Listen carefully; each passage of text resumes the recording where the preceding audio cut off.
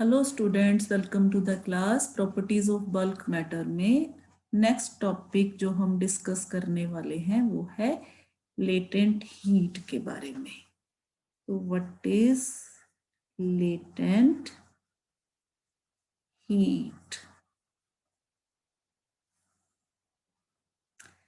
Last lecture में हमने discuss किया था कि किस तरह से जब हम किसी सब्सटेंस को हीट सप्लाई करते हैं तो उसकी जो स्टेट है वो चेंज होती है।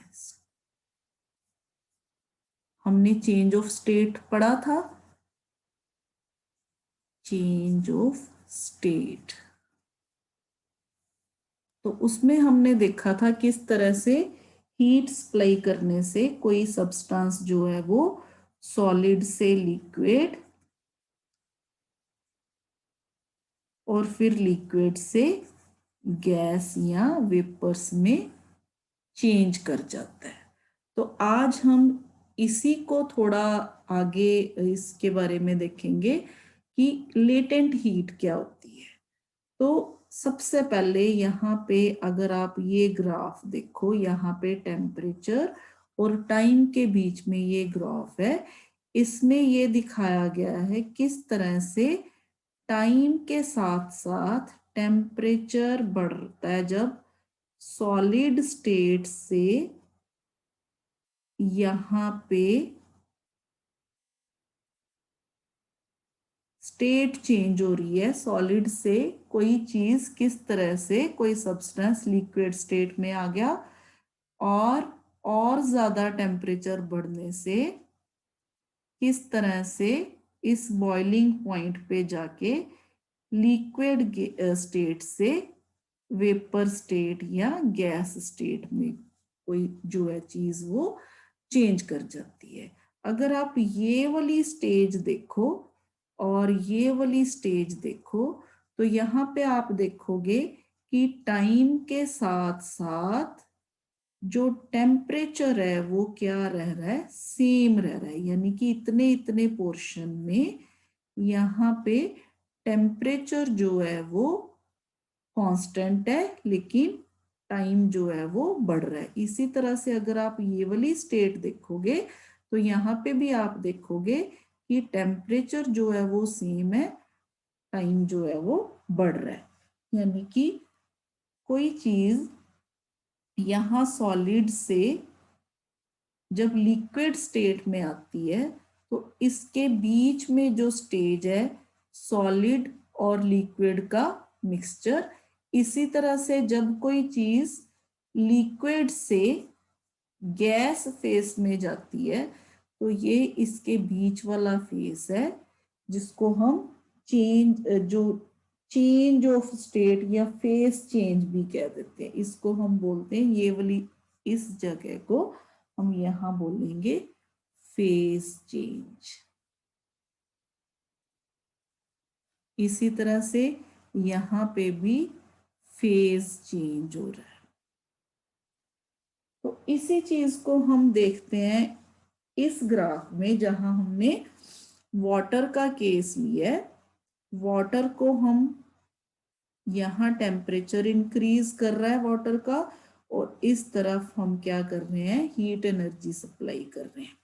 तो सबसे पहले क्या होता है, देखिए सबसे पहले मान लीजिए वाटर जो है वो आइस की फॉर्म में, यानी कि सॉलिड की फॉर्म में, आइस की फॉर्म में।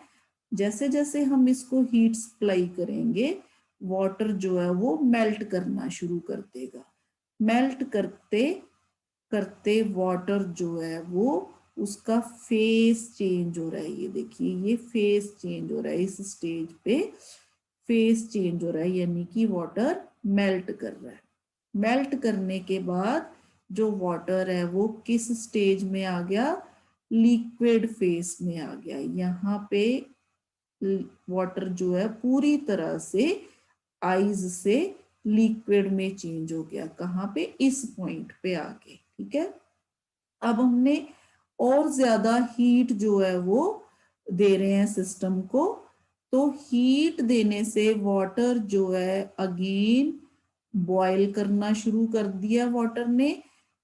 बॉयल करते करते करते करते ये एक स्टेज ऐसी आई जहां पे वाटर जो है वो वाटर वेपर में चेंज हो गया। यानी कि यहां तक जो बॉइलिंग प्रोसेस चल रहा है और इसके बाद जो है फेज चेंज हुआ, और चेंज होने के बाद वाटर ने वाटर वेपर्स का जो है वो शेप है जो वो ले ली। तो यहां से यहां तक यानी कि इस पॉइंट से इस पॉइंट तक हम हीट सप्लाई कर रहे हैं, लेकिन टेम्परेचर में कोई चेंज नहीं आ रहा। No change in temperature. तो फिर ये हीट गई कहां पे? ठीक है, इसी हीट को जो अगर हम कहें हिडन हीट को हम लेटेंट हीट बोलते हैं। यानी कि अब इसी हीट के बारे में हम पढ़ेंगे, which is known as latent heat और हिडन हीट। तो सबसे पहले देखते हैं व्हाट इज लेटेंट हीट और हिडन हीट, इसकी डेफिनेशन। लेटेंट हीट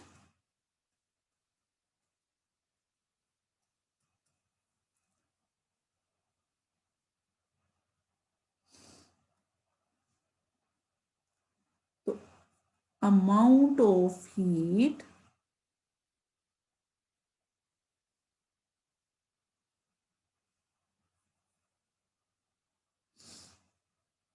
अगर हम इसको डिफाइन करें, the amount of heat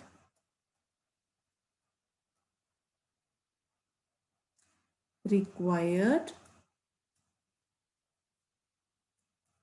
to convert या change या convert a substance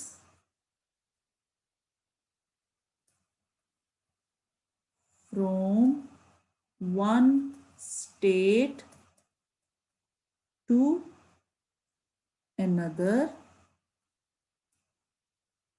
without any change in temperature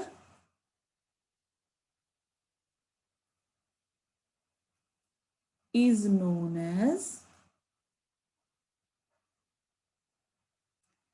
latent heat of the substance. Latent heat of the substance.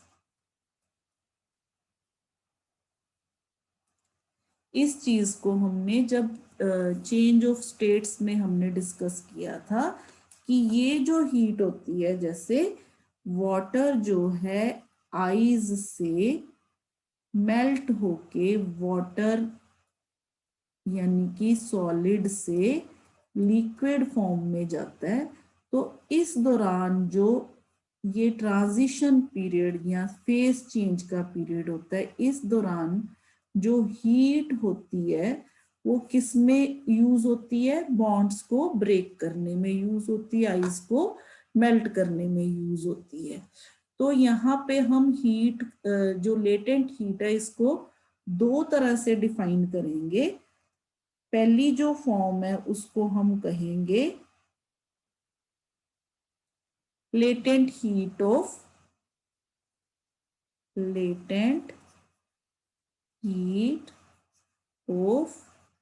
Fusion, और जिसको हम मेल्टिंग बोलते हैं। यानी कि जब आइस मेल्ट होके वाटर की शेप ले लेती है, तो इस केस में हम लेटेंट हीट ऑफ फ्यूजन या मेल्टिंग क्या कहेंगे? इसको डिफाइन करेंगे हम इस तरह से, the amount of heat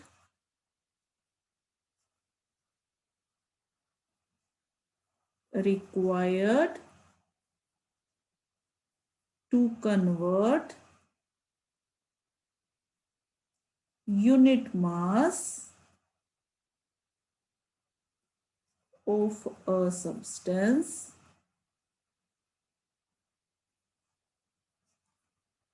from its solid state to its liquid state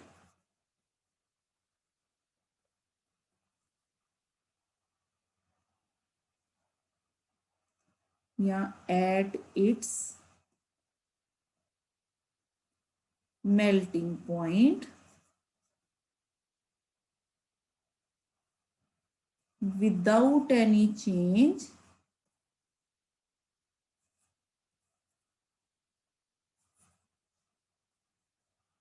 in its temperature is known as latent heat of melting और latent heat of fusion। इसको हम इस तरह से लिखेंगे, ठीक है। तो यहाँ पे अगर हम कहें amount of heat required to convert m mass of substance from the solid state to liquid state without any change in its temperature, then Q is equal to m into LF। क्योंकि हमने कहा कि unit mass को अगर मास 1 है, unit mass को convert करने में जितनी हीट होती है उसको हम बोलते हैं लेटेंट हीट ऑफ फ्यूजन या मेल्टिंग। तो m मास को कन्वर्ट करने में फिर कितनी हीट चाहिए हमें, m इंटू LF, ठीक है। यूनिट मास को LF यानी कि लेटेंट हीट ऑफ फ्यूजन, तो m मास को m इंटू LF। तो यहां से अगर हम लेटेंट हीट ऑफ फ्यूजन देखें तो वो आ जाएगी Q डिवाइडेड बाय मास। तो यहां से अगर हम यूनिट निकालना चाहें तो दिस इज हीट, तो यहाँ पे हीट के यूनिट एनर्जी के यूनिट लगेंगे। तो यहाँ से अगर हम यूनिट की बात करें तो यूनिट इसके आ जाएंगे अगेन कैलोरी पर ग्राम और इसी तरह से जूल पर किलोग्राम SI यूनिट, ये CGS यूनिट। तो this is latent heat of fusion या लेटेंट हीट ऑफ मेल्टिंग। इसी तरह से हम देखेंगे what is latent heat of vaporisation. जिस तरह से आपने देखा इस ग्राफ में, हमने देखा यहाँ पे इस स्टेज से इस स्टेज में जब वाटर है लिक्विड स्टेज से वेपर फेज में जा रहा है तो again there is no change in temperature. यहाँ देखिए आप टेम्परेचर जो है वो सेम रह रहा है, जिस तरह से यहाँ पे कोई चेंज नहीं था टेम्परेचर में, इसी तरह से यहाँ पे भी कोई चेंज नहीं है टेम्परेचर में। तो यहाँ से हम देखेंगे what is latent heat of vaporization। तो अगेन सिंपल इसको डिफाइन करना फिर बहुत सिंपल है। तो latent heat the amount of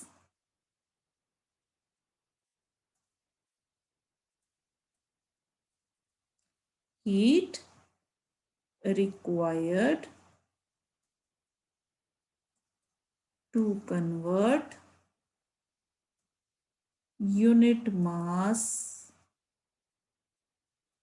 of a substance from its liquid state to its gaseous state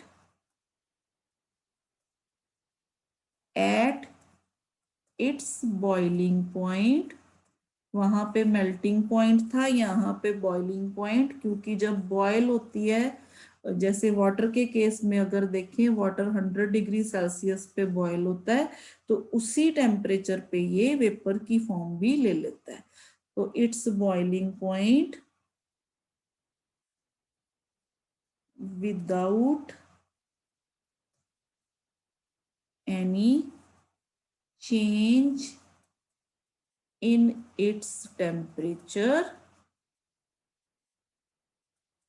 is known as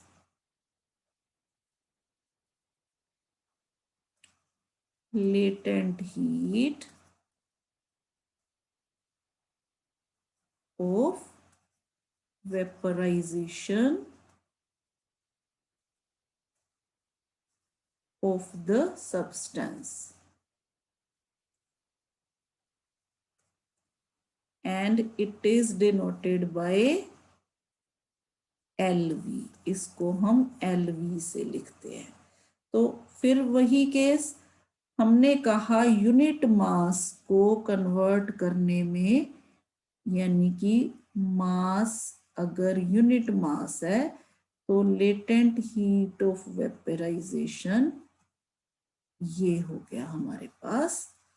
तो इसी तरह से अगर मास m है तो लेटेंट हीट ऑफ वेपराइजेशन के केस में Q किसके बराबर आ जाएगा, m इंटू LV के बराबर। लेटेंट हीट यहां से निकाल लेते हैं, Q by m, again same unit इसके जितने लेटेंट हीट ऑफ फ्यूजन या मेल्टिंग पॉइंट के थे, क्या थे, कैलोरी पर ग्राम और जूल पर किलोग्राम। तो यहां से हमारे पास दो तरह से हीट, एक लेटेंट हीट ऑफ वेपराइजेशन और एक लेटेंट हीट ऑफ जो है मेल्टिंग या फ्यूजन। तो यहां से हमने देखा कि latent heat depends upon the nature of the material of the substance.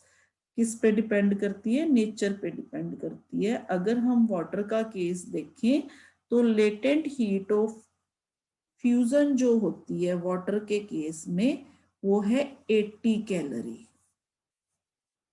ठीक है, इसी तरह से अगर हम लेटेंट हीट ऑफ वेपराइजेशन की बात करें तो वो है 540 कैलोरी। यहाँ पे इसकी वैल्यू 540 है।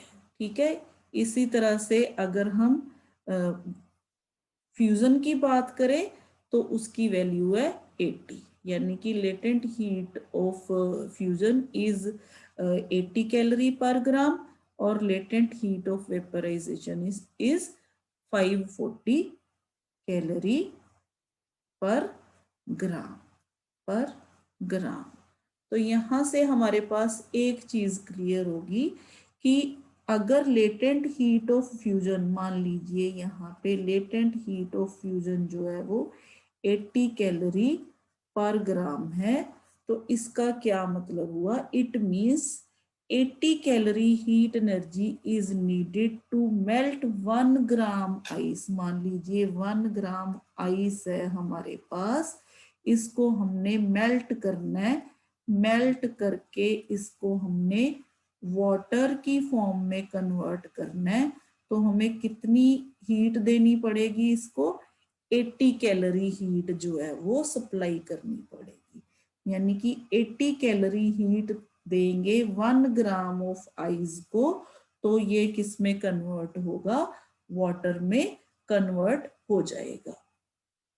ठीक है, तो इसके उलट अगर हम कहें when 1 gram of water freezes into ice, इसी तरह से अगर वाटर जो है वो आइस में कन्वर्ट होता है, इसका मतलब वो फ्रीज होता है, तो 80 कैलोरी एनर्जी इज रिलीज्ड। तो यहां से 80 कैलोरी एनर्जी जो है वो रिलीज होती है। ठीक है, तो ये हो गया वाटर के केस में। अब कुछ इंटरेस्टिंग बात, आइस जो होती है, ice at 0 degree Celsius is colder than water at 0 degree Celsius. ठीक है, हमने देखा कि आइस जो है जब वाटर में कन्वर्ट करती है तो जो टेम्परेचर है वो सेम रहता है, यानी कि 0 डिग्री सेल्सियस। लेकिन आइस जो है वो कोल्डर फील होती है और वाटर जो है वो कम कोल्डर फील, मतलब कम फील होता है हमें उससे, आइस से। तो इसका रीजन ये है बेटा, काइनेटिक एनर्जी और heat energy of water at 0 degree Celsius is more than the total kinetic energy और heat energy of ice at 0 degree Celsius. इस केस में काइनेटिक एनर्जी जो है वो ज्यादा होती है। तो यहां हम ये कह सकते हैं heat energy of water at 0 degree Celsius is 80 जो है calorie more than the ice at 0 degree Celsius, क्योंकि हमने आइस को वाटर में कन्वर्ट करने के लिए कितनी अमाउंट ऑफ हीट दी थी, 80 कैलोरी अमाउंट ऑफ हीट दी थी, तब जाके आइस जो है वो वाटर में कन्वर्ट हुई। ठीक है, तो इसलिए वाटर की काइनेटिक एनर्जी जो है वो ज्यादा हो गई, आइस की काइनेटिक एनर्जी जो है वो कम हुई। इसी तरह से एक और जो स्टीम है, आपने देखा होगा हमें स्टीम ज्यादा नुकसान पहुंचाती है गर्म पानी से, यानी कि अगर हम पानी को थोड़ा टच करें 100 डिग्री सेल्सियस पे बॉयल हो रहा है तो इतना ज्यादा नहीं हमें नुकसान पहुंचाता जितना हमें स्टीम नुकसान पहुंचाती है। तो steam eight 100 degree Celsius is hotter than water at 100 degree Celsius. So this is because total kinetic energy or heat energy of steam at 100 degree Celsius is more than the total kinetic energy or heat energy of water at 100 degree Celsius. यानी कि water से हमने steam में convert किया उसको। ठीक है, तो यहाँ पे जो स्टीम की एनर्जी है वो ज्यादा होगी वाटर की एनर्जी से। तो heat energy of steam eight 100 degree Celsius is यहाँ पे 540 कैलोरी और 2262 joule more than the water at 100 degree Celsius.